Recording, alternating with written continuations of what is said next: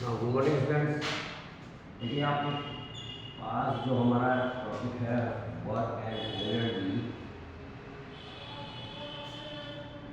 ये वाला चैप्टर हमारा चल रहा है। और वर्क एंड एनर्जी में मैंने आपको बताया था कि आपका ये चैप्टर जो होगा PA2 में आएगा और ये चैप्टर हमारा कंप्लीट हो चुका है। ठीक है, ब्लूप्रिंट और NCERT क्वेश्चंस मैंने आपको करने के लिए कहा था, तो आई थिंक आप लोगों ने ब्लूप्रिंट इसमें से क्वेश्चंस किए होंगे। ये क्वेश्चन जो ब्लूप्रिंट क्वेश्चन है आपके पास वो आपको एक्टिविटी कॉपी में करने हैं, और NCERT क्वेश्चन जो है सॉरी NCERT कॉपी में करने हैं, ब्लूप्रिंट और NCERT दोनों।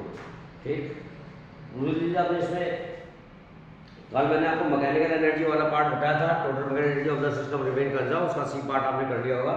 वो मैंने आपको कहा था कि इसको आप कंप्लीट कर लीजिएगा। अब इसके न्यूमेरिकल देख लीजिए, तो न्यूमेरिकल्स मैं आपको इसमें से बता दूं। आप वैसे न्यूमेरिकल इसमें कर रहे होंगे, इसमें से न्यूमेरिकल्स मैं आपको इसमें से बता देता हूँ जो हमारे NCERT के न्यूमेरिकल है। जैसे इसमें क्वेश्चन दिया है कि what is the work done to increase the velocity of a car from 30 km/h to 60 km/h if mass of the car is 1500 kg। तो देखिए आपके पास जब भी आपके पास क्वेश्चन जो भी आएगा आपको करने के लिए, तो पहली चीज़ तो ये है कि आपको सारे के सारे फॉर्मूले आपको इसमें से याद होने चाहिए। पहला फॉर्मूला जो हमारे पास काइनेटिक एनर्जी का है, फॉर्मूला मैं आपको नोट करवा देता हूँ। काइनेटिक एनर्जी होता है हाफ ऑफ mv²। एम यहाँ पे मास है, v यहाँ पे वेलोसिटी है, ये आपको इसमें से याद रखना। दूसरा फॉर्मूला आपके पास जो यूज होगा न्यूमेरिकल्स में वो होगा पोटेंशियल एनर्जी, और पोटेंशियल एनर्जी का फॉर्मूला होता है mgh। m यहाँ पे मास हो गया, g acceleration due to gravity, h यहाँ पे हाइट है।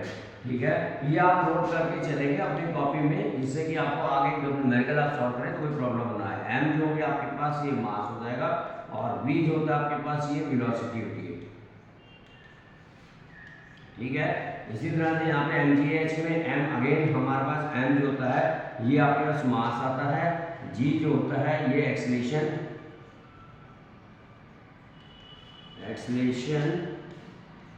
ड्यू टू ग्रेविटी है। ठीक है, और h जो है आपके पास ये हाइट होता है। ठीक, इस तरह से आपके पास नेक्स्ट फॉर्मूला आता है वर्क डन के लिए। आपके पास इसमें तीन फॉर्मूले थे, मैंने बताया था F.ds, यानी कि हो जाएगा F.ds cos थीटा। अब theta is the angle between the force and the displacement. तो फोर्स होगा आपके पास जो F होगा, यहाँ पे F होता है आपके पास फोर्स। यहाँ पे जो D है इसको हम रिप्रेजेंट करते हैं डिस्प्लेसमेंट से, और जो थीटा होता है आपके पास cos थीटा। यहाँ पे जो थीटा होता है ये हो गया angle between force and displacement. ठीक है, फोर्स और डिस्प्लेसमेंट के बीच का एंगल जो होगा वो आपके पास यहाँ पे थीटा होता है।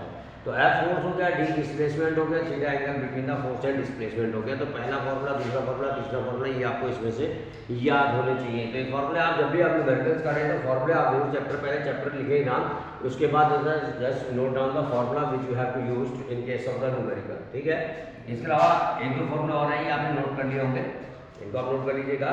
उसके बाद मैं एक फॉर्मूला आपको और लिखवा रहा हूँ जो हमारे पास कह रहा था वर्क एनर्जी थ्योरम।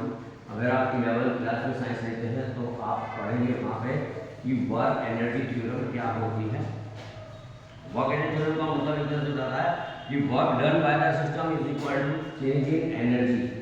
ठीक है, जो वर्क डन होता है वो चेंज इन एनर्जी के इक्वल होता है। तो वर्क डन अगर हमें निकालना है, मान लीजिए क्वेश्चन में वर्क देगा और काइनेटिक एनर्जी या इनिशियल फाइनल वेलोसिटी गिवन है, तो वहाँ पर आता है work done is equal to change in energy means half of mv² minus half of mu²। यानी work done is equal to आप लिख सकते हैं इसको चेंज इन एनर्जी। ठीक है, तो किसी भी सिस्टम में मान लीजिए वो देता है कि इनिशियल वेलोसिटी u है, फाइनल वेलोसिटी v है, calculate the amount of the work done, तो आप चेंज इन एनर्जी आप निकाल देंगे और वो चेंज इन एनर्जी जो होगा आपके पास वो वर्क डन के इक्वल हो जाता है। तो work done is equal to change in energy आता है। ये फॉर्मूला भी आपको इसमें से यूज करना है। नेक्स्ट फॉर्मूला आपके पास आ जाता है इसमें पावर का। Power is equal to work done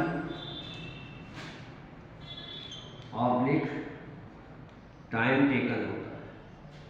यानी P इज इक्वल टू आपके पास W अपॉन T हो जाता है। W को मेजर करते हैं जूल में और टाइम को मेजर करते हैं सेकंड में, और जूल अपॉन सेकंड जो होता है ये आपके पास वॉट कहलाता है। And watt is also known as the unit of the power. तो पावर की यूनिट आपके पास क्या होता है कि वॉट हो जाएगी। तो अगर पावर आपको कैलकुलेट करनी है तो आप remember one thing that power is equal to work done upon time taken. ये फॉर्मूला आपने पावर के लिए इसमें से यूज करना है, ठीक है। इसमें आपके पास ये वर्क डन कैलकुलेट करिए। अगर if power and time is given, work done आपको कैलकुलेट करना है तो work done is equal to power into time भी हो जाएगा आपके पास। अब इसी फॉर्मूले से हम एक और फॉर्मूला भी ड्राइव कर सकते हैं पावर के फॉर्मूले से। पावर का एक और पावर का मैंने आपको फॉर्मूला बताया कि पावर इज इक्वल टू, यहाँ पे आपके पास ये पावर इज इक्वल टू मैंने लिखा वर्क डन अपॉन टाइम। और वर्क डन आपको मालूम है work done is given by the force into displacement. तो फोर्स इनटू ds और यहाँ पे अपॉन इसको मैं टाइम को ले लेता हूँ dt, ठीक है। यहाँ पे मैंने ds जो है ये लिया है मैंने डिस्प्लेसमेंट,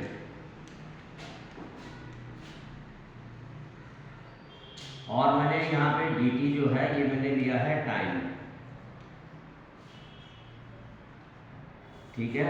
अब अगर मैं इसमें पावर का फॉर्मूला देखूं तो पावर का फॉर्मूला मेरे पास बन गया power is equal to displacement upon time. Power is equal to force into displacement upon time. और डिस्टेंस अपॉन टाइम आपको मालूम है कि डिस्टेंस अपॉन टाइम क्या होता है, वेलोसिटी होता है। वेलोसिटी इज इक्वल टू ये होता है ds upon dt। So in place of ds upon dt we can write we our formula will become f into v, यानी power is equal to force into velocity. एक formula आपके पास ये भी बन के आ जाता है।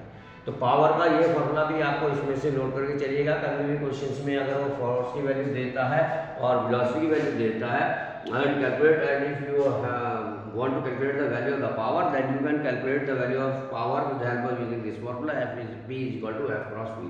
यहाँ से हम पावर की वैल्यूज को आप फाइंड आउट कर सकते हैं।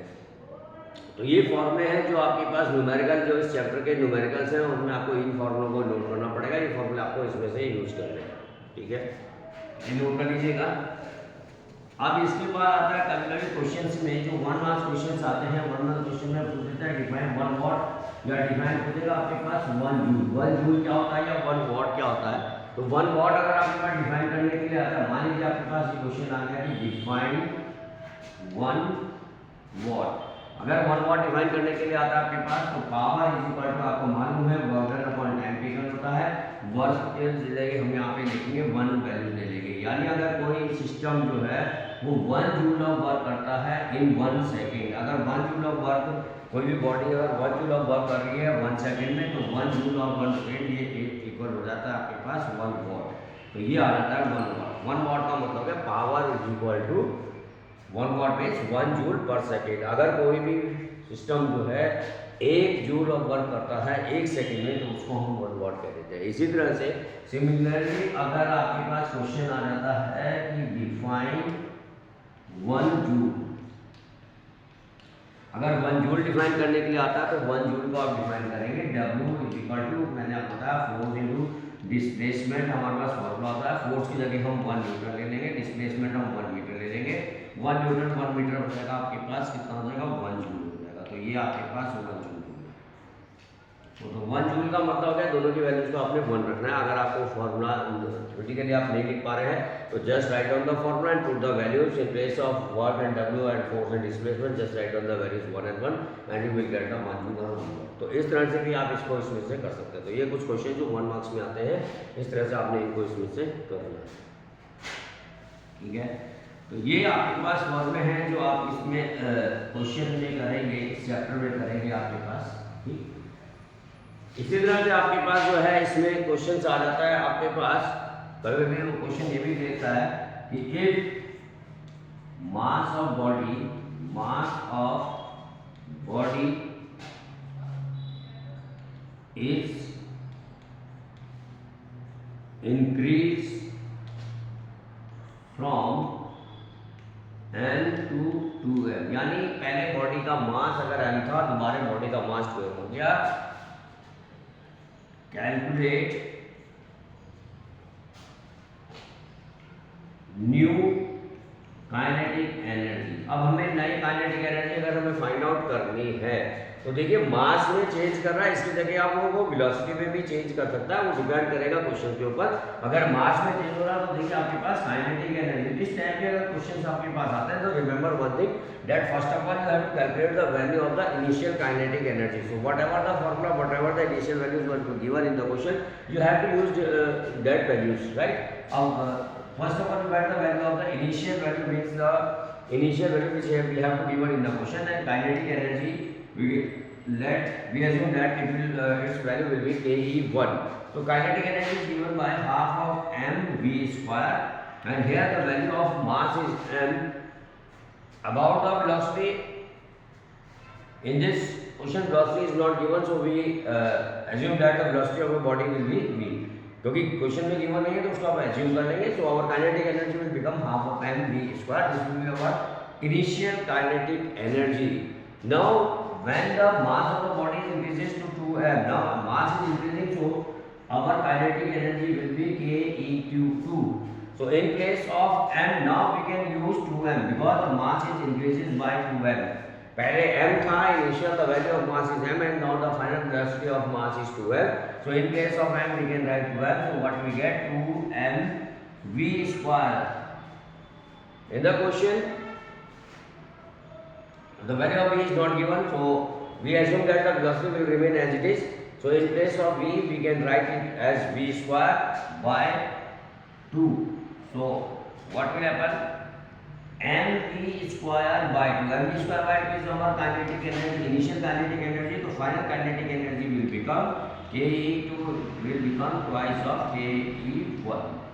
Means if we increase the value of the mass of a body from m to 2m, then the kinetic energy will automatically will become double. अगर आप kinetic velocity को same रखते हैं और मास में अगर आप चेंज कर देते हैं तो आपकी नई काइनेटिक एनर्जी हो जाएगी, वो डबल हो जाएगी इनिशियल काइनेटिक एनर्जी, ठीक है।